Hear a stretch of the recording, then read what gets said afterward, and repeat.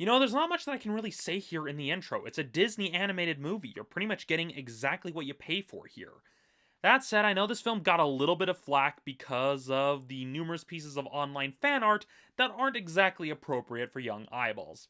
Rather than go on a long spiel about the whole thing, I'm just going to link you to Noggin's video on the subject because he basically does a lot more research and puts it in a much more eloquent way than I could possibly do in this short little intro. All of the baggage that is the internet aside, how does the latest animated anthropomorphic caper from the House of Mouse hold up?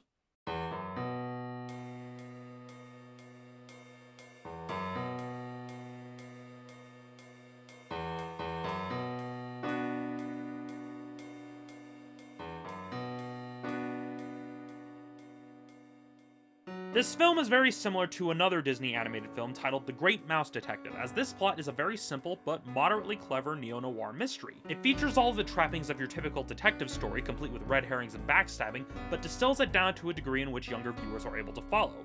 Simply put, Zootopia does to the modern crime drama what The Great Mouse Detective did to the old-school Sherlock Holmes-style crime dramas. On top of that, I'm also surprised that Disney decided to tackle the issue of systemic racism and police profiling in the way that it did. By that, I mean that it did it in a way that resembled our world without being preachy or overt about it. It does what any good fiction should do: take the issues of the time and focus on the universal ideas surrounding them.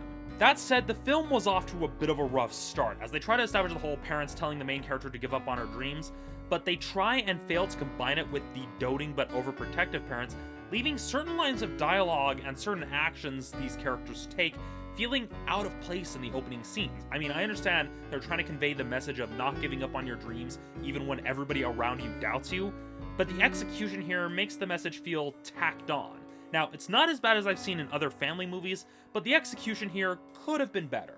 Other than that, the other elements of the film are pretty low-key and subtle. I mean, yeah, it makes allusions to our world, but it doesn't immediately date itself, and even the references that would be considered dated are so subtle that the average viewer probably isn't going to notice that down the road.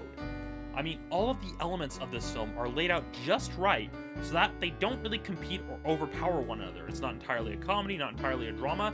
Everything is just balanced and it works, much like the city of Zootopia itself.